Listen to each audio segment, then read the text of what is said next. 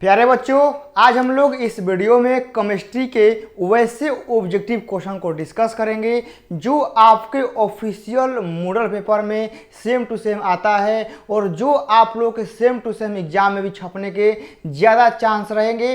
तो हम आज वैसे ही क्वेश्चन को डिस्कस करेंगे जो आपके आने वाले बोर्ड एग्जाम के लिए एकदम समझिए कि संजीवनी बूटी की तरह काम करेगा। तो आज का जो 30 सवाल है आप लोग के लिए काफ़ी ज़्यादा मोस्ट इंपॉर्टेंट है। तो आप लोग इस सारे सवाल को आप लोग स्किप नहीं करेंगे।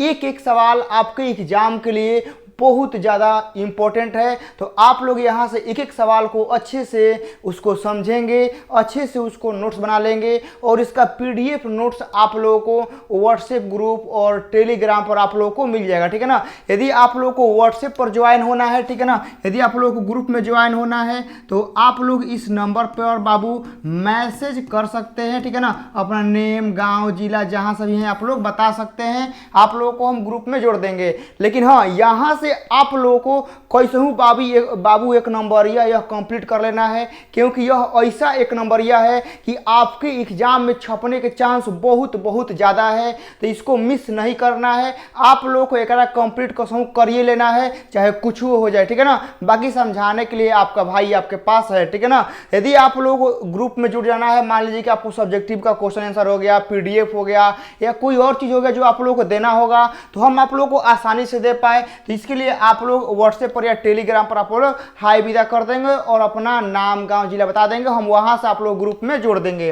तो बाकी हम बाबू यहां से अपने क्लास को स्टार्ट करते हैं और यहां से हम एक एक क्वेश्चन को आप लोग को बारीकी से सिखाएंगे और आप लोगों को सीखना है, समझ गए ना, क्योंकि यही सब सवाल आप लोग के एग्जाम में सेम टू सेम छपने वाला है, कोई रोकेगा नहीं। तो चलिए स्टार्ट करते हैं बाबू। तो यहां से हम स्टार्ट करते हैं बाबू, आप लोग एक एक क्वेश्चन को ध्यान से देखेंगे कि सभी लेंथेनाइड के लिए कौन सी निम्नलिखित ऑक्सीकरण अवस्था सामान्य है। यानी कहने का क्वेश्चन का मतलब है कि जितने भी लेंथेनाइड संकोचन के ग्रुप हैं, जितने भी तत्व हैं, ठीक है ना, उसमें कौन सी ऑक्सीकरण संख्या सब में कॉमन रहती है, बताना है। ऐसी कौन सी ऑक्सीकरण संख्या है जो सब में कॉमन रहती है। तो आप लोग याद रखिएगा कि जो +3 है वह सभी लेंथेनाइड ग्रुप में क्या होता है, कॉमन होता है। तो ऑप्शन नंबर हम लोग का बाबू बी हो जाएगा, समझ गए ना। ऑप्शन नंबर पहला का बी राइट आंसर होगा। आप लोग इसको लॉक करेंगे और याद रखेंगे कि सभी लेंथेनाइड के लिए जो सामान्य ऑक्सीकरण संख्या होता है वह हम लोग का +3 होता है। आप लोग को याद रखना है। ऐसे सवाल एग्जाम में भर भर के आप लोग को देखने को मिलते हैं और छोड़ना नहीं है। यहां से हम लोग आगे बढ़ते हैं क्वेश्चन नंबर 2 की तरफ और बताएंगे आप लोग इस क्वेश्चन का राइट आंसर क्या होगा कि धातु आयनों की पहचान, समझ गए ना, धातु आयनों की पहचान तथा मात्रात्मक आकलन के लिए अभिकर्मक प्रयुक्त होते हैं। तो आप लोग बताना है कि कौन से अभिकर्मक प्रयुक्त होते हैं। क्वेश्चन नंबर 2 आप लोगों के स्क्रीन पर है और बहुत ही वायरल सवाल है बाबू, ठीक है ना। ऐसे सवाल एग्जाम में जब आते हैं ना तो आप लोग कंफ्यूज कर देते हैं कौन सा होगा, बट आप लोग को हम बताए हैं कि जौन भी ऑप्शन में इनमें से सभी रहता है वो 99% वो आंसर सही होता है। वह आंसर 1% में गलती होता है, लेकिन 99% में आंसर वो सही होता है। तो याद रखिएगा धातु आयनों की पहचान, ठीक है ना, या मात्रात्मक आकलन करने के लिए जो अभिकर्मक का प्रयोग करते हैं वह EDTA का भी करते हैं, अल्फा नाइट्रोजो बीटा नेफ्टॉल का भी करते हैं, DMG का भी करते हैं। तो इसीलिए हम लोग का right answer option number D हो जाएगा, ठीक है ना, क्योंकि सभी लोग का हम लोग प्रयोग करेंगे तो ऑप्शन नंबर हमने के डी हो जाएगा। देखिए, क्योंकि हमको धातु आयनों का पहचान भी करना है, मात्रात्मक आकलन का भी हमने पहचान करना है, तो इसके लिए, ठीक है ना, इसके लिए हमने के जो 3 को दिया गया है ना, ये तीनों का हमने के यूज करेंगे। तो हम लोग का ऑप्शन नंबर क्या हो जाएगा, डी हम लोग का राइट आंसर हो जाएगा। आगे चलते हैं बाबू, क्वेश्चन नंबर 3, निम्न में से कौन प्यूरिन, ठीक है ना, प्यूरिन व्युत्पन्न है। और ये सवाल आप लोग को हम कई बार करा चुके हैं और आप लोग जल्दी से बाबू कमेंट बॉक्स में बताएंगे कि निम्न में से कौन प्यूरिन व्युत्पन्न है। ये सवाल आप लोगों को दोबारा करा रहे हैं, ठीक है ना, ये सवाल एक बार आप लोग करा चुके हैं। देखिए प्यूरिन जो उत्पन्न करता है बाबू लोग ना, वो हमनी के ग्वानिन करता है। तो ऑप्शन नंबर हमनी के बी हो जाएगा, समझ गए ना। ऑप्शन नंबर कितना हो जाएगा, हमनी के बी हो जाएगा। यह ग्वानिन जो है ना, यह प्यूरिन उत्पन्न करता है। आप लोग को दोबारा सवाल आ रहा है तो आप लोग जरूर सही किए होंगे और ये सब सवाल आप लोग को बरियार कर लेना है बाबू, ये सब सवाल छपने वाला है। आगे चलते हैं और यहाँ आप लोग के लिए नोट करके ला दिए हैं, देख रहे हैं ना, नोट करके ला दिए हैं। और यहाँ से आप लोग अपने थ्योरी वाला कॉपी में लिख लीजिए कि प्यूरिन दोहरी वलय वाले यौगिक होते हैं, गुआनिन तथा एडिनिन तथा प्यूरिन है, समझ गए ना। तो याद रखिएगा गुआनिन दे सकता है या एडिनिन दे सकता है, तो ये सब क्या है, प्यूरिन है, ठीक है ना, क्या है, प्यूरिन है। तो आप लोग इसको याद रखिएगा, समझ गए ना। आगे चलते हैं, बताएंगे क्वेश्चन नंबर 4 आप लोगों की स्क्रीन पर है और आप लोग जल्दी से कमेंट बॉक्स में राइट आंसर सभी लोग देंगे कि 4 का राइट आंसर क्या होगा। रुकना नहीं है, सभी लोग को आंसर देना है, 4 का सभी लोग आंसर देंगे। जल्दी से बताइए कि द्रव में किसी द्रव के परिक्षेपण कहलाता है, क्या कहलाता है, द्रव में किसी द्रव का, ठीक है ना, द्रव में किसी द्रव का परिक्षेपण क्या कहलाता है बाबू। तो द्रव में किसी द्रव का परिक्षेपण कहलाता है हम लोग का पायस, यानी हम लोग का इमल्सन हो जाएगा, यानी 4 का हम लोग का सी हो जाएगा। आगे चलते हैं बाबू, बताइएगा क्वेश्चन नंबर 5, ब्राउनियन गति का कारण क्या है, ठीक है ना। ब्राउनियन गति तो सबसे मोस्ट इंपॉर्टेंट है बाबू, एक पे तो कम से कम VVI लगा लीजिएगा, सवाल तो एकदम आने वाला है, ब्राउनियन गति से कोई रोकेगा नहीं। ब्राउनियन गति का कारण क्या है बताइएगा, द्रव अवस्था में ताप का उतार चढ़ाव, या कोलाइडिक कणों पर आवेश का आकर्षण, या परिक्षेपण माध्यम में अणुओं का कोलाइडिक कणों का संघात, या कणों का आकार। तो याद रखिएगा ब्राउनियन जो गति होता है ना, वह परिक्षेपण माध्यम में अणुओं का कोलाइडिक कणों पर संघात होता है। तो ऑप्शन नंबर हम लोग का जो होगा वह राइट आंसर सी हो जाएगा, ठीक है ना। तो 4 का राइट आंसर क्या हो जाएगा बाबू, सी हो जाएगा। हम लोग आगे चलते हैं और आप लोगों को आंसर देते रहना है, सभी लोग कमेंट बॉक्स में जल्दी से आंसर देंगे, ठीक है ना, कोई भी स्टूडेंट रुकेगा नहीं, सभी लोग को आंसर देना है। यहाँ से हम लोग आगे बढ़ते हैं, क्वेश्चन नंबर 5 हो गया ना। चलिए तो इसमें क्या हो जाएगा, impact of molecules of dispersion medium on colloidal particle, ठीक है ना, तो यहाँ से ये हो जाएगा। आगे चलते हैं, किसी आयन का स्कंदन प्रभाव निर्भर करता है, बताइएगा किसी आयन का स्कंदन प्रभाव निर्भर करता है, किस पर करता है, संयोजकता के चिन्ह पर करता है, संयोजकता तथा आवेश के चिन्ह पर करता है, आवेश के चिन्ह पर करता है, आकार पर करता है। तो किसी आयन का जो स्कंदन प्रभाव जो होता है वह किस पर निर्भर करता है, आप लोग जल्दी से कमेंट बॉक्स में बताएंगे। किसी आयन का जो स्कंदन होता है, ठीक है ना, तो उसका जो प्रभाव होता है वह किस पर डिपेंड करता है, तो देखिए उस आयन की संयोजकता पर डिपेंड करेगा और उस आयन पर चिन्ह पर डिपेंड करेगा कि वहाँ पे आवेश पर चिन्ह कौन है। तो ऑप्शन नंबर हमने के बी राइट आंसर हो जाएगा, बी को हम लोग राइट आंसर क्लिक करेंगे और आप सभी लोग का राइट आंसर एकदम बी ही होना चाहिए। आगे चलते हैं बाबू, ठीक है ना, आगे चलते हैं और आप लोग राइट आंसर देंगे।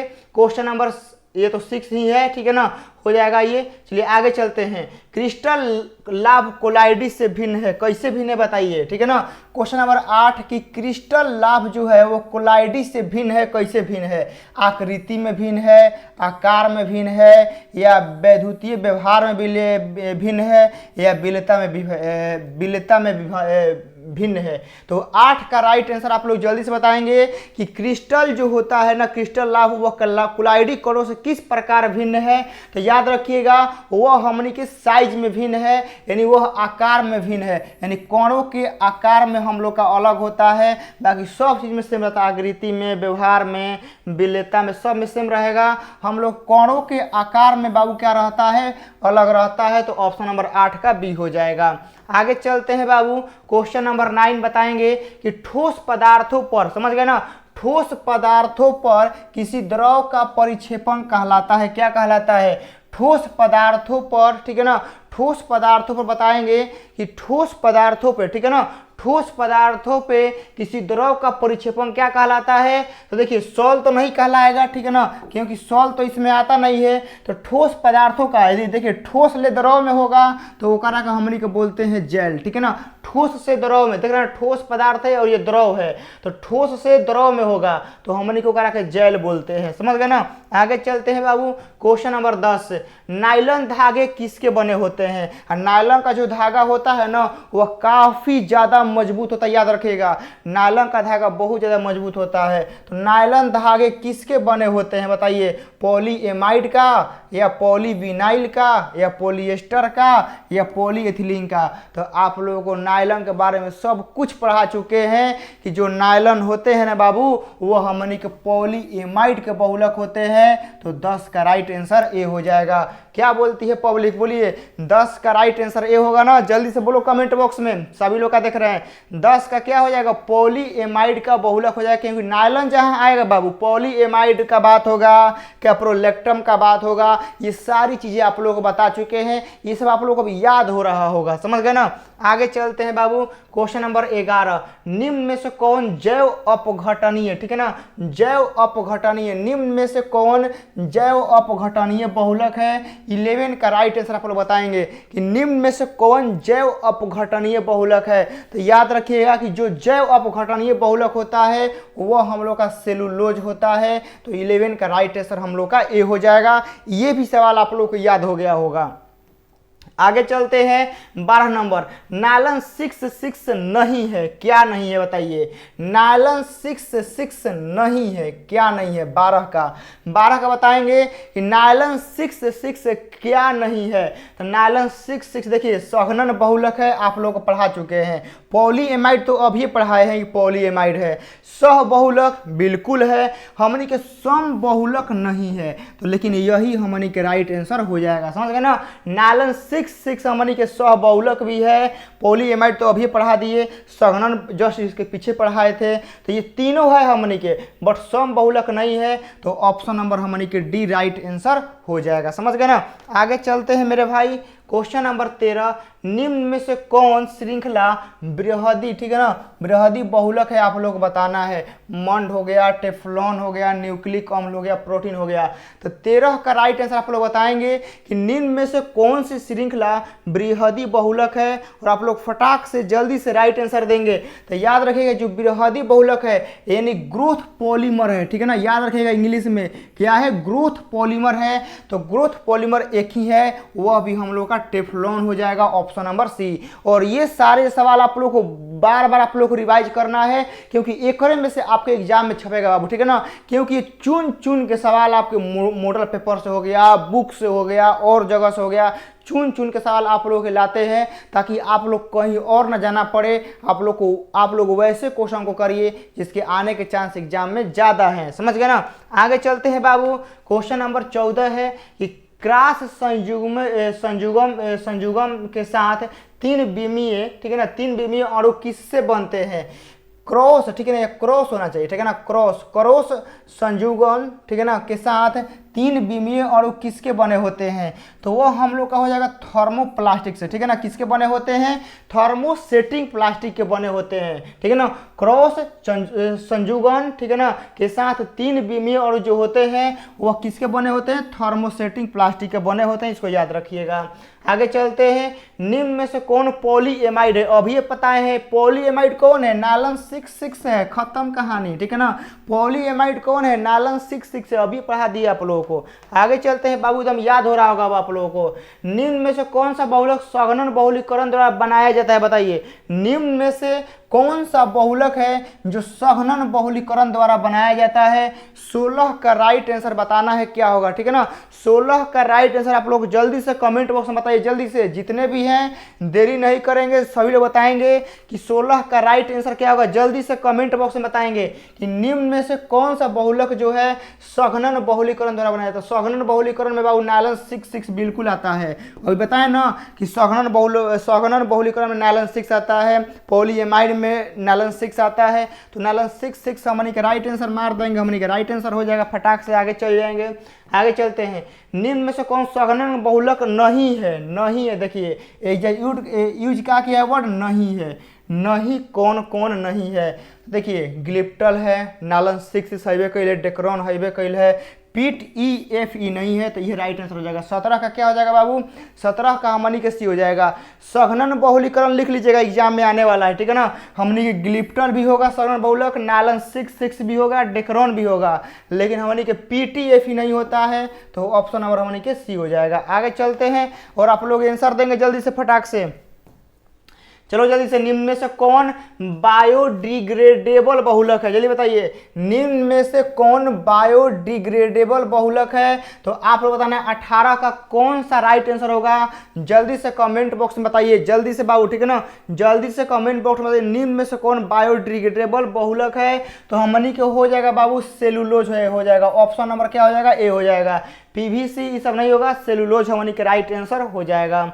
आगे चलते हैं, बताइएगा कि बायोडिग्रेडेबल पॉलीमर जो ग्लाइसिन तथा एमिनो कैप्रोविक अम्ल से बनता है वो कौन सा बनता है? बताइए जल्दी से बाबू।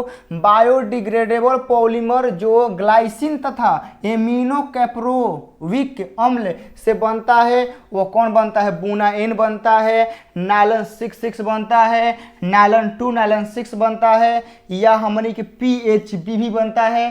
तो जल्दी से 19 का राइट आंसर आप लोग बताएंगे कि कौन बनता है, ठीक है ना। तो कौन बनता है, तो देखिए नाम में याद रखिएगा। हम अभी क्या बताए? कैप्रो, ठीक है ना, कैप्रोलेक्टम, ठीक है ना, कैप्रोलेक्टम, ठीक है ना। तो ये जहां भी यूज होता है ये हमनी के किसका बात करेगा? नायलन 2 और नायलन 6 का बात करेगा। तो ऑप्शन नंबर हमनी के सी हो जाएगा, ठीक है ना, नायलन 2 और नायलन 6 हो जाएगा।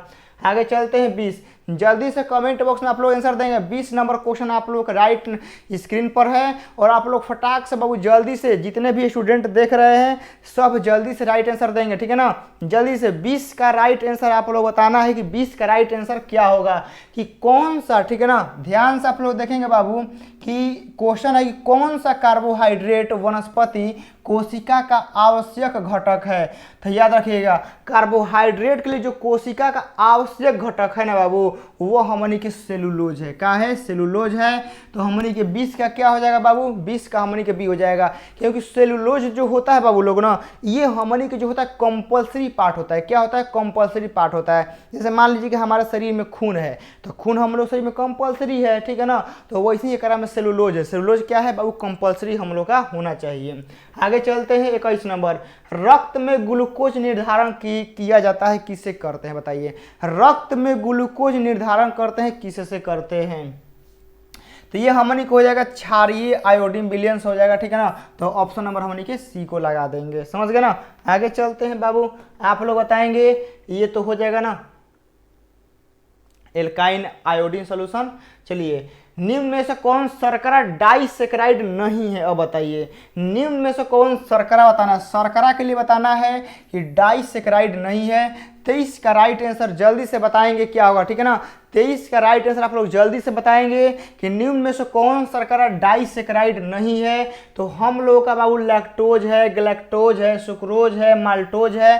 तो 23 का जल्दी से बताएंगे कि कौन हम लोग का डाइसेक्राइड नहीं है। तो हम लोग का बाबू ग्लैक्टोज जो है ना वह डाइसेक्राइड नहीं है, बाकी सब है, ठीक है ना। तो ग्लैक्टोज हमने के राइट आंसर हो जाएगा, ऑप्शन नंबर बी। आगे चलते हैं, बताइए निम्न में से कौन कीटोहेक्सोज का उदाहरण है? अब बताइए, ये सवाल गजब है बाबू, ठीक है ना, वायरल सवाल है ये वाला, एकदम लिख लीजिएगा कि निम्न में से कौन सा कीटोहेक्सेज, ठीक है ना, हेक्सोज का उदाहरण है।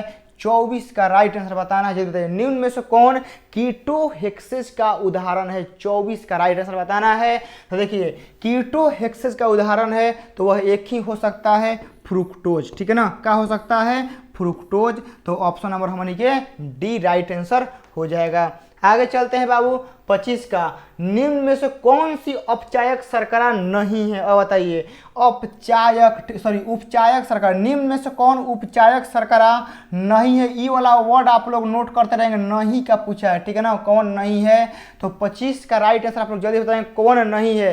तो उपचायक शर्करा, देखिए शर्करा तो सब है, शर्करा तो ग्लूकोज है, फ्रुक्टोज है, सुक्रोज है, मैनोज है, सब शर्करे है, बट बोला है देख रहे ये वर्ड यूज के उपचायक है। तो उपचायक में हमनी के सुक्रोज नहीं है, तो ऑप्शन नंबर हमनी के डी हो जाएगा। बाकी सब सुक्रोज है, लेकिन उपचायक पूछा है तो डी हो जाएगा।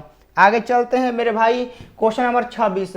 म्यूटा रोटेशन नहीं पाया जाता है। अब बताइए म्यूटा रोटेशन, ठीक है ना। म्यूटा सवाल एकदम बाबू, ये सवाल 2 नंबरिया के लिए भी फेमस है, बट 1 नंबरिया के लिए आप लोग वीवीआई कर लेंगे कि म्यूटा रोटेशन नहीं पाया जाता है।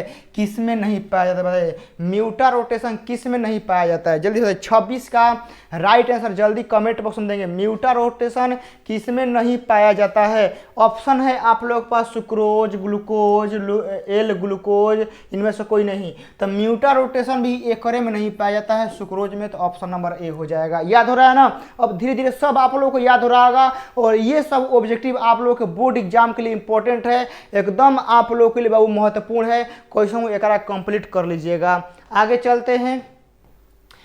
माल्टोज का ग्लूकोज में परिवर्तन किस एंजाइम द्वारा करते हैं बताइए? माल्टोज का ग्लूकोज में परिवर्तन किस एंजाइम से करते हैं? 27 का राइट आंसर बताना है, ठीक है ना। 27 का राइट आंसर बताना है कि माल्टोज, ठीक है ना, सॉरी हाँ, माल्टोज का ग्लूकोज में परिवर्तन किस एंजाइम से करते हैं? तो हम लोग माल्टोज से ही कर देंगे तो हो जाएगा। 27 का क्या हो जाएगा? सी हो जाएगा। जल्दी से बोलो, 27 का सी होगा ना, जल्दी से बोलो। माल्टोज का हमनी के सी होगा, माल्टोज, ठीक है ना, माल्टोज हमनी का राइट आंसर होगा।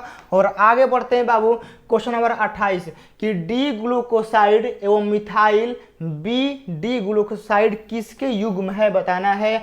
एपीमर के, प्रतिबिंब रूप के, एनोमर के, डाइस्टीरियोमर्स के है। तो 28 का राइट आंसर बताना है कि 28 का राइट आंसर क्या होगा? जल्दी से बोलो, 28 का राइट आंसर जल्दी से बताना है, क्या हो जाएगा? तो याद रखिएगा बाबू, डी ग्लूकोसाइड जो होता है ना, ये हमनी के एपीमर नहीं होता है। देखिए नाम एक ही जैसा है, एपीमर नहीं, एनोमर। और ये सवाल आप लोग को जस्ट 4 दिन पहले कराए थे ना कि हम लोग का क्या होता है? एनोमर होता है। तो बी हो जाएगा। अब सब जानते हैं, धीरे धीरे आप लोग के दिमाग को एकदम सब सेट हो जाएगा, एग्जाम में जाकर बवाल कर दीजिएगा, मुझे पूरा विश्वास है। आगे चलते हैं बाबू, 29 नंबर। एंजाइम की उपस्थिति में प्रोटॉन का जल अपघटन करने पर क्या उत्पन्न होता है बताइए? एंजाइम की उपस्थिति में प्रोटीन का जल अपघटन करेंगे तो क्या उत्पन्न होता है? हाइड्रोक्सी अम्ल उत्पन्न होगा, एमिनो अम्ल उत्पन्न होगा, डाई कार्बोक्सिल अम्ल उत्पन्न होगा, एरोमेटिक अम्ल उत्पन्न होगा। तो 29 का राइट आंसर आप लोग जल्दी से बताएंगे कि कौन सा उत्पन्न होगा? तो याद रखिएगा एमिनो अम्ल, ठीक है ना, एमिनो अम्ल हमनी के उत्पन्न होता है। तो हमनी के राइट आंसर सी हो जाएगा 29 का, ठीक है ना। एंजाइम की उपस्थिति में प्रोटीन का, ठीक है ना, प्रोटीन का जल अपघटन करेंगे ना तो हमनी के एमिनो अम्ल उत्पन्न होता है। तो हम लोग का सी याद रखेंगे, ठीक है ना, कि सी एमिनो अम्ल होता है। आगे चलते हैं 30 नंबर। पेप्टाइड जल अपघटन पर क्या देता है बताइए? पेप्टाइड, ठीक है ना। और आज के क्लास का लास्ट सवाल है कि 30 का, पेप्टाइड का जल अपघटन करने पर क्या देता है बताना है? एमिनो अम्ल देता है, अमोनिया देता है, रेटिनॉल देता है, एल्कोहल देता है। देखिए रेटिनॉल एल्कोहल तो बहुत दूर दूर तक है, बचा अमोनिया, तो अमोनिया नहीं होता है, एमिनो अम्ल ही देगा। तो 30 का राइट आंसर ए हो जाएगा। और आप लोगों को 30 सवाल मात्र हम 22 मिनट में करा दिए हैं, ठीक है ना। 22 मिनट में आप लोगों को 30 सवाल हम करा दिए हैं, इससे अच्छा कुछ नहीं हो सकता है। और आप लोग कम समय में केमिस्ट्री का ऑब्जेक्टिव आप लोग पूरा कंप्लीट कर देंगे। यहाँ से आप लोग अपने केमिस्ट्री की तैयारी को बहुत अच्छा कर सकते हैं, ठीक है ना। तो आप लोग के लिए हम पूरा प्लेलिस्ट बना देंगे, वहाँ से आप लोग एक नंबरिया का आप लोग अच्छे से रिवाइज कर सकते हैं, रिवीजन कर सकते हैं। और देखिए पढ़ना वही है ना कि जो एग्जाम में लड़ेगा। पढ़ने के लिए तो केमिस्ट्री बहुत सारा है, लेकिन बहुत सारा पढ़ेंगे नहीं, हमको कुछ सिलेक्टिव पढ़ना है जो बोर्ड एग्जाम डिमांड करता है, और उसी के हिसाब से हम लोग पढ़ के अच्छा नंबर ला देंगे। तो पढ़ना वही है जो एग्जाम में आने वाला है, जिसका चांस बहुत ज़्यादा है। तो आप लोग बताएंगे वीडियो कैसा लगा, और अपने दोस्तों के पास जरूर शेयर करेंगे, ताकि वो लोग भी केमिस्ट्री में फेल ना होके, वो लोग भी डरे नहीं, वो लोग भी अच्छे नंबर से पास हो जाए और आपका नाम ले कि नहीं आपकी वजह से ही हम पास हुए थे, क्योंकि आप ही ने वो चैनल बताया था। तो सभी लोग को शेयर करना है ताकि सभी लोग पढ़ के अच्छे नंबर लाएं, समझ गए ना। तो चलिए तब मिलते हैं दूसरे क्लास में जो आपके लिए क्या हो, बहुत अच्छा साबित हो। जय हिंद।